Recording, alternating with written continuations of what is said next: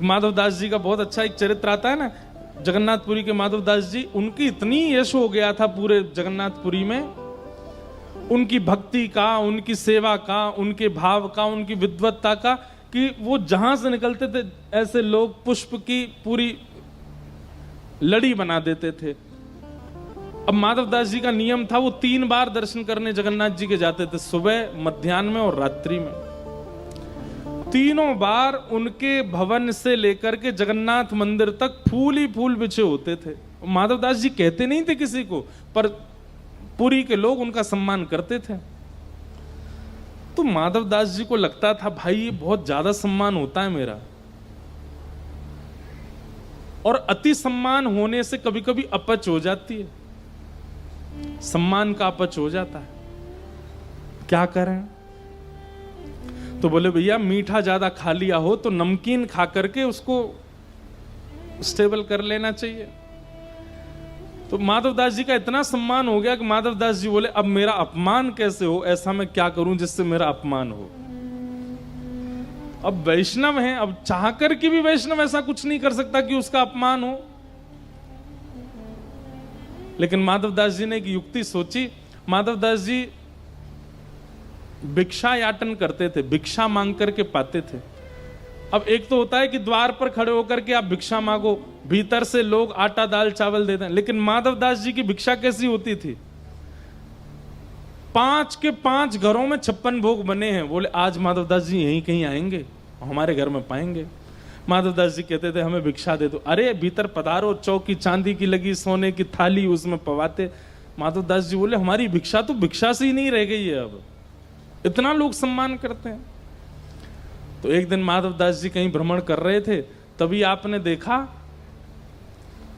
एक गली में एक माताजी, बूढ़ी माताजी, और वो बड़ी कर्कश स्वभाव की, वो अड़ोसियों से भी लड़ रही है, पड़ोसियों को भी डांट रही है, किसी के घर में ईंटा फेंक रही है, कहीं पत्थर मार रही है, बच्चों के पीछे छड़ी लेके भाग रही है। माधवदास जी बोले मिल गई यजमान, आज इसी के घर भोजन करूंगा।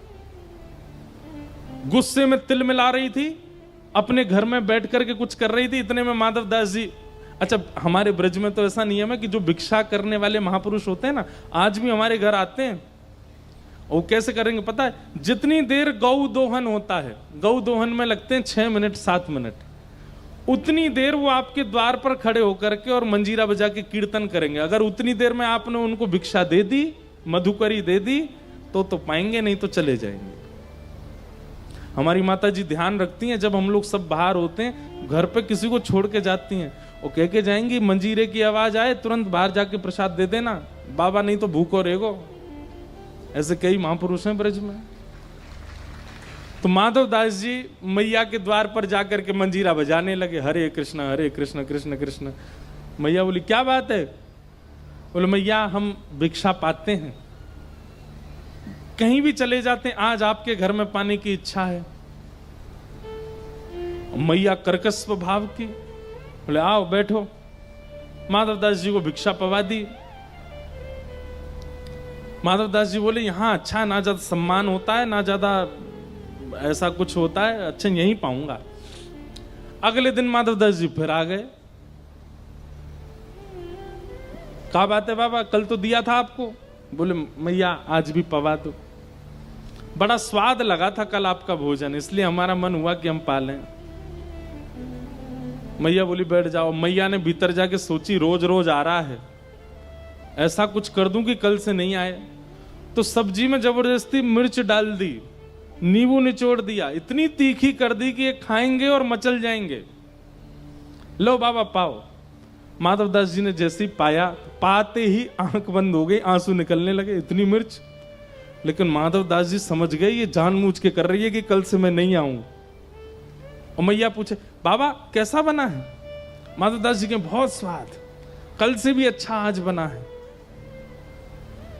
मैया बोली इस पे तो कोई फर्क नहीं पड़ा।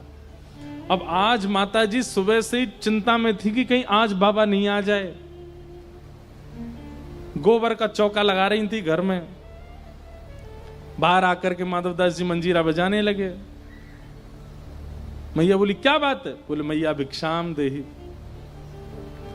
इतनी जोर से क्रोध आया कि वो पोंछा ही गोबर का फेंक के मार दिया। लो भिक्षा, खा लो इसको।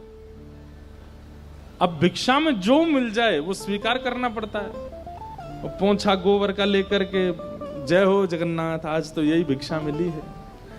लेकिन माधवदास जी का नियम था कि रोज ठाकुर जी को अर्पित करते थे भिक्षा, फिर पाते थे। अब ये गोबर का पोंछा कैसे अर्पित करें ठाकुर जी को?